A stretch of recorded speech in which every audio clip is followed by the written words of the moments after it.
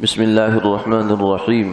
نحمده ونصلي ونسلم على رسوله الكريم أما بعد عن عبد الله بن عمرو رضي الله تعالى عنه قال النبي صلى الله عليه وسلم إذا فزع أحدكم في النوم فليقل أعوذ بكلمات الله التامات من غضبه وعقابه وشر عباده ومن همزات الشياطين وأن يحضرون فإنها لن تضره أو كما قال عليه الصلاة والسلام۔ حضرت عبداللہ بن عمر بن عاص رضی اللہ تعالی عنہما سے مروی ہے کہ رسول اللہ صلی اللہ علیہ وسلم نے یہ ارشاد فرمایا، جب تم میں سے کوئی بندہ سوتے میں گھبرا جائے، ڈر جائے، تو اسے چاہیے کہ وہ یہ کلمات پڑھ لے، اعوذ بکلمات اللہ التامات، میں پناہ مانگتا ہوں اللہ کے پورے کلمات سے، اس کے غضب سے اور اس کے سزا سے اور اس کے بندوں کے شر سے اور شیاطین کی شرارت سے اور اس بات سے کہ وہ میرے پاس آئیں۔ تو یہ کلمات پڑھ لینے سے یہ برا منظر اس کو نقصان نہیں پہنچائے گا۔ اس حدیث مبارکہ میں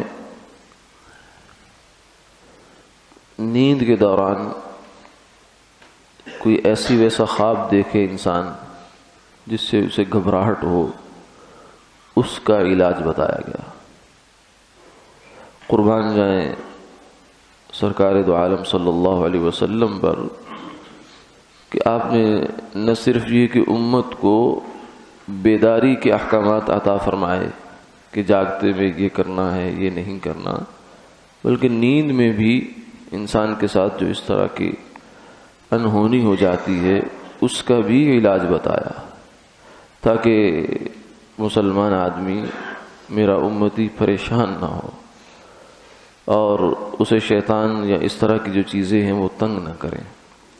فرمایا کہ جب تم میں سے کسی کو گھبراہٹ پیدا ہو جائے سوتے میں، یعنی کوئی ایسا برا خواب دیکھ لیا، کوئی ڈراؤنا خواب دیکھ لیا، کوئی خوفناک چیز دیکھی ہے، تو اسے یہ کلمات پڑھ لینے چاہیے، اور ان کلمات کے اندر شیاطین سے حفاظت کی اللہ سے درخواست کی گئی ہے، اللہ کی پناہ مانگی گئی ہے۔ خواب جو ہے یہ بالعموم 3 قسم کے ہوتے ہیں۔ ایک تو جو ہے وہ مبشرات ہوتے ہیں، اچھا خواب ہوتا ہے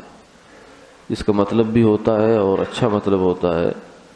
اور ایک جو ہے وہ خیال ہوتا ہے انسان کا،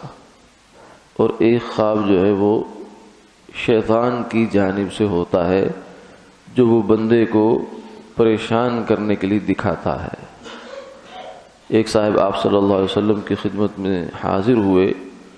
اور کہا کہ مجھے ایسا لگا ہے کہ میرا سر کسی نے کاٹ دیا۔ تو وہ بڑے پریشان تھے بیچارے کہ میں نے بڑا ڈراؤنا خواب دیکھا ہے، پتہ نہیں کیا مطلب ہے اس کا۔ تو آپ نے ان کو یہ آگے سے ارشاد فرمایا کہ تم میں سے کسی شخص کے ساتھ شیطان آ کر کھیلنے کی کوشش کرتا ہے، یعنی خواب میں آ کر وہ تنگ کرتا ہے تاکہ بندہ گھبرا جائے۔ تو شیطان تو انسان کا دشمن ہے۔ تو ایک تو اس کا علاج یہ ہے کہ آدمی بیداری میں ذکر کثرت سے کرتا رہے، کیونکہ ذکر کرنے والے کے قریب شیطان نہیں آتا۔ اور دوسرا یہ ہے کہ سوتے وقت میں جو ہے وہ دعاؤں کا اہتمام ہو جائے، معوذتین، آیت الکرسی، 2 جو آخری قل ہیں وہ، اور آیت الکرسی پڑھ کر اور دعائیں پڑھ کر اپنے جسم پر پھونک کر انسان سوئے۔ آپ صلی اللہ علیہ وسلم کا بھی یہ معمول تھا۔ اور پھر بھی اگر اس کے باوجود یہ والی صورتحال پیش آ جائے تو پھر یہ والے کلمات پڑھ لے۔ حضرت عبداللہ بن عمر بن عاص جو اس راوی ہیں اس روایت کے، ان کے بارے میں اسی روایت کے اندر یہ آتا ہے کہ وہ اپنے جو بڑی عمر کے حضرات ہوتے تھے جو اس دعا کو پڑھ سکتے تھے ان کو تو یاد کروا دیا کرتے تھے، تعلیم دیا کرتے تھے، اور جو چھوٹی عمر کے بچے ہوتے تھے جو نہیں پڑھ سکتے تھے تو کاغذ پر لکھ کر ان کے گلے میں لٹکا دیا کرتے تھے۔ تو اسی روایت سے یہ بھی معلوم ہوتا ہے کہ ضرورت کے وقت میں کلمات لکھ کر، جائز کلمات ہوں، صحیح کلمات ہوں، صحیح مقصد کے لیے اگر لکھ کر گلے میں لٹکا دیا جائے تو یہ کوئی شرک بدعت نہیں ہے، بلکہ ایک جائز کام ہے۔ لیکن جائز ہے، کوئی کرے تو کرے، نہ کرے تو نہ کرے، کرنے والے پر ملامت نہیں ہے۔ اللہ تعالیٰ عمل کی توفیق عطا فرمائے۔